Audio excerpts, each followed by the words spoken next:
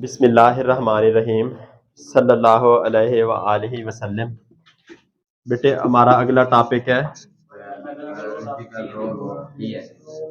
Raheel, biological کیا ہوتا ہے؟ بایو کسے کہتے ہیں؟ لائف۔ فاضل کسے کہتے ہیں؟ شاباش۔ Biological role of D N a, us topic میں ہم دیکھیں گے زندگی میں ڈی این اے کا کیا کردار ہے۔ آفتاب کیا ذہن میں آتا ہے اگر ڈی این اے نہ ہو تو کیا ہوگا؟ شاباش، زندگی نہیں ہوگی۔ اور اگر ڈی این اے موجود ہو لیکن ڈیفیکٹو ہو تو کیا ہوگا؟ کوئی بیماری ہوگی۔ اب بہت سارے بچے ایسے پیدا ہوتے ہیں جن کا ایک کان ہی نہیں ہوتا، دیکھیں کبھی؟ شاباش۔ بہت سارے بچے ایسے ہوتے ہیں جن کے والد اور والدہ ٹھیک ہوتے ہیں لیکن ان کے ہونٹ ادھر سے کٹے ہوتے ہیں۔ وہ کیا خرابی ہوتی ہوگی؟ کہاں خرابی ہوتی ہوگی؟ بیٹے جو اس کے اندر انفارمیشن سٹور ہوتی ہے وہ انفارمیشن میں خرابی ہو جاتی ہے۔ جس طرح ایک ڈاکٹر نسخہ لکھے، وہ لکھے کوئی اور چیز، پڑھنے والا جو پڑھ رہا وہ نیگزم کی بجائے نیوز ایم اٹھا کے دے دے، یعنی اس نے تو اپنی طرف سے ٹھیک لکھا لیکن پڑھنے والے نے غلطی کی۔ اور اس طرح بھی ہو سکتا ہے جب وہ لکھ رہا ہو اس سے بھی غلطی ہو گئی ہو، تو اس طرح جو بھی خرابی ہوگی تو پھر اس کے اثرات بھی خراب آئیں گے۔ اب دیکھتے ہیں ڈی این اے کا زندگی میں کیا کردار ہے۔ D N a is the ultimate career of hereditary in all eukaryotes and even most prokaryotes except certain viruses and phages. Genes are composed of DNA. Gene کس کے بنے ہوتے ہیں؟ in which the genetic information is contained in the form of codes. The double helical structure of DNA explains many of the properties of DNA. Has two important properties. ایک تو یہ store genetic information and replicate. اس کے اندر صرف information store ہوتی ہے اور یہ ایک سے دو سے چار میں بن جاتا ہے۔ To synthesize double stranded DNA exactly similar to the DNA originally present and to produce messenger RNA which will dictate the synthesis of proteins. شاباش۔ اب بیٹے ایک یہ کہانی میں آپ کو سناتا ہوں۔ یہ سیل آیا والد کی طرف سے، سپرم سیل، یہ والدہ کی طرف سے ایگ۔ اب اس میں انفارمیشن ہے کہ جو بچہ پیدا ہوگا اس کے بال سلکی اور لمبے ہونے چاہیے۔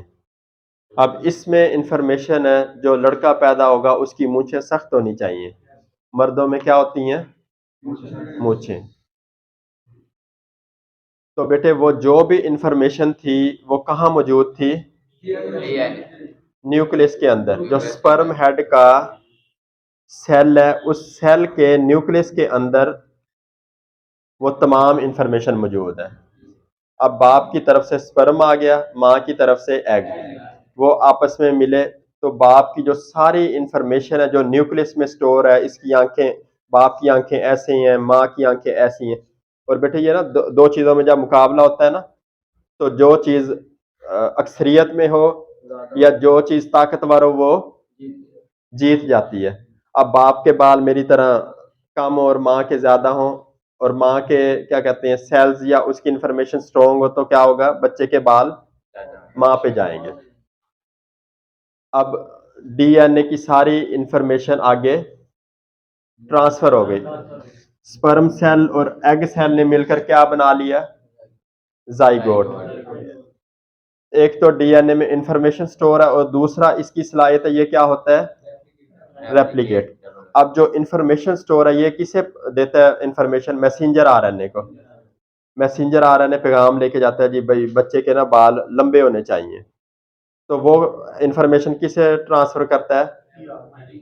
ٹرانسفر آر این اے کو۔ Transfer are N a us information کو پڑھتا ہے اور وہ بتاتا ہے اس انفارمیشن کو رائبوسومل آر این اے کو۔ رائبوسومل are N a us information کو پڑھ کے اس پہ عمل کر کے پروٹین بنانا شروع کر دیتا ہے، اور وہ پروٹین مل کے جو بھی ہمیں پراپرٹی کی ضرورت ہوتی ہے اسے فزیکل شیپ میں لے آتی ہیں۔ یہ کہانی آپ کو کس کس کو سمجھ آگے ہاتھ کھڑا کرے؟ ٹھیک ہے بیٹے، اسی طرح پھر لائف ایگزسٹ کرتی ہے۔ اب کہیں بھی کوئی بھی فالٹ آ جائے نیوکلک ایسڈ میں یا وہ ڈی این اے میں یا آر این اے میں تو کیا یا تو وراثتی بیماریاں ہو جائیں گی یا پھر فزیکل فالٹس آنے لگ جائیں گے. کچھ لوگ بیچارے ایسے پیدا ہوتے ہیں ان کی آنکھیں آپس میں جڑی ہوتی ہیں, دیکھیں ایسے لوگ, ایک آنکھ چھوٹی ہوتی ہے ایک بڑی ہوتی ہے اور ایک آنکھ کانی ہوتی ہے, تو یہ کہاں فالٹ آیا ہوتا ہے؟ جو پیغام ڈی این اے بھیج رہا ہوتا ہے جینیٹک انفارمیشن, وہاں فالٹ آیا ہوتا ہے.